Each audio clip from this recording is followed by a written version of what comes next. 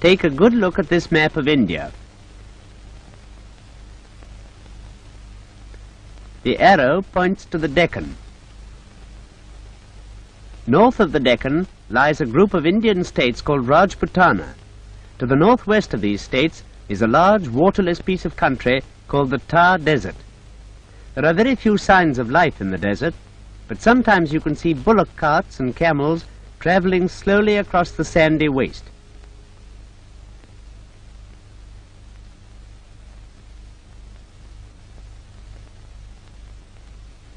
They are on their way to a desert town, for here on the edge of the desert lies the town of Bikaner. This is a map of the town itself, and round it is a wall which protects it from the dust and storms of the desert.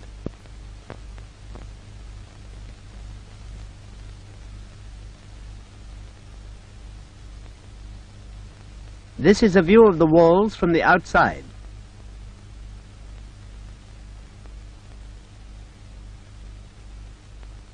And now we are looking at the walls from the inside of the town. They are wide enough for a man to walk along them. There are gates in these walls, and roads across the desert lead to the gates.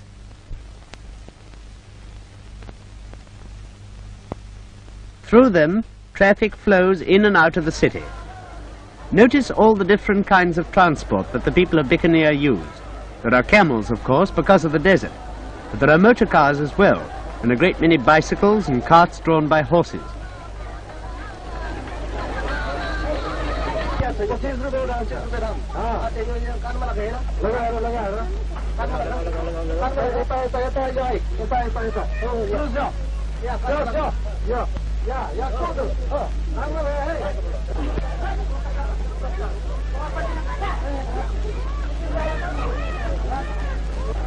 Strolling across the road is a cow, which is the sacred animal of the Hindus, and she may wander where she pleases. Down this street you can see the Hindu temple. All the people of Bikaner belong to the Hindu religion, and here you see some of them worshipping in the courts of the temple. Notice particularly the clothes which the people wear. They are made of cotton, and they are designed to protect their wearers against the very hot sun.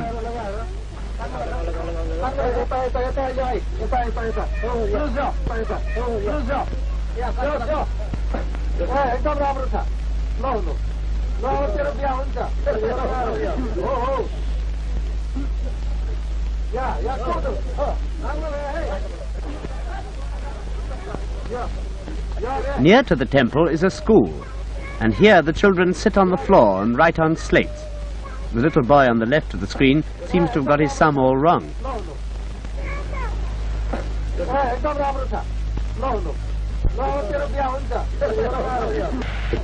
There are no cinemas to go to after school, but there are very funny animal imitators in the streets.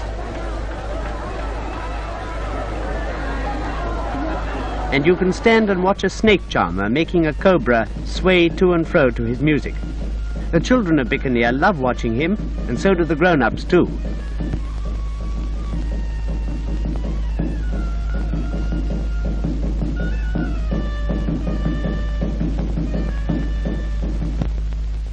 All the people in the town need water to drink and to wash in. But if we look at the map again, we shall see that there are no rivers or lakes near Bikaner, but there are plenty of deep wells, for of course the town would never have been built on this site if there had been no water available. The wells are being pointed out on the map now.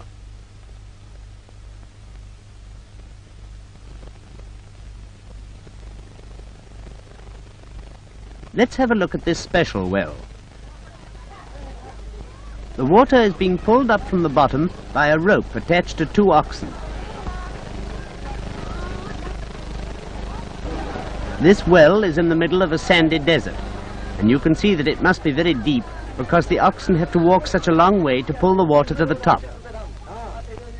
The man is putting his weight onto the rope too.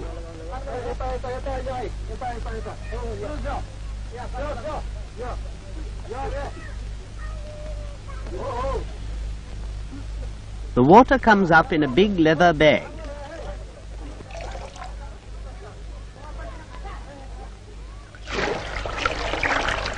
It is poured into a stone channel, and it runs along this channel to the town. The channel is being marked in on the map in white now. The water flows along into a big stone tank. Here are people of Bikaner at the tank coming to fetch water for their houses. But some people are too lazy to fetch it for themselves, so there are water carriers, like these men who fill leather bags with the water and take it round the streets on camels. But people who buy it from them have to pay for it, having to be brought to their door.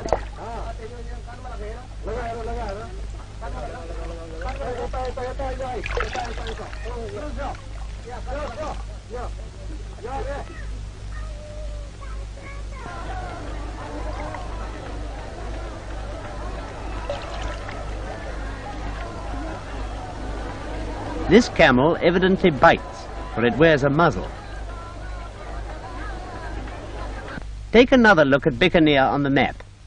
Outside it, to the northeast, is the palace of its ruler, the Maharaja of Bikaner.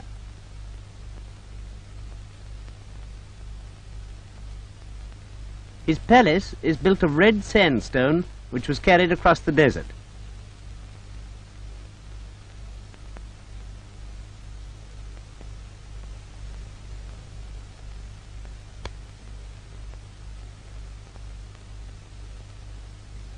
Here is a picture of the Maharaja himself. He is an Indian prince and rules his state quite independently, but he has allied his state by treaty to Great Britain and accepts the King of Great Britain as Emperor of India. The people of Bikaner, like all Indians, enjoy any kind of procession, and they gather to see their ruler drive along the streets.